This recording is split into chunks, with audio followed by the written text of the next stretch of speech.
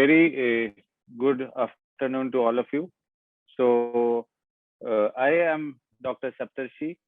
I am practicing as a consultant in endocrinology at Max Super Specialty Hospital, Patparganj, New Delhi.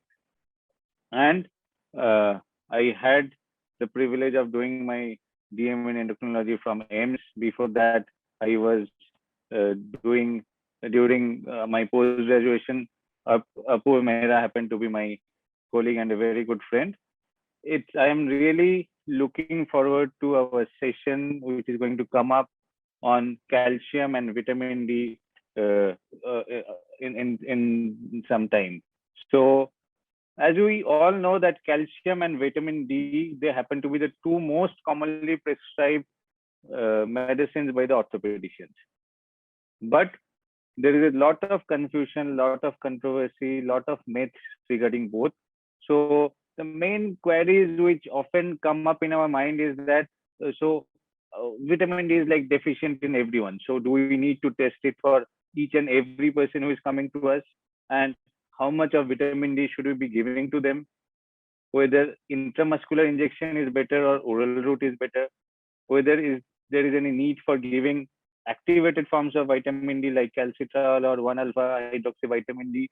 So these are very important questions which we do not discuss very often. So I think the orthopedic colleagues will be busy discussing the intricacies of surgery, and often they leave these small things to the endocrinologists and the physicians. But this is something which might help to optimize the patient management in many of our patients who have musculoskeletal problems.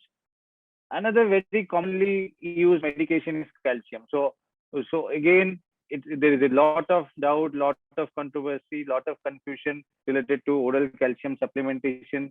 So do we all need to take calcium? How do we know actually how much of calcium there is in our diet? Which form of calcium should be given? Should it be calcium carbonate or should it be calcium citrate? Or is there a risk of heart attack if somebody is taking calcium for a long duration? Is there going to be some calcium deposition in our coronary vessels? Or if somebody has renal stone, can we give calcium supplements? So these are, I think, very, very important and genuine queries which are there, and it will be a wonderful opportunity to connect with all of you to discuss all these issues in the upcoming meeting. I am really looking forward to it. Hope to see all of you on Sunday for that webinar on calcium and vitamin D. Have a great day.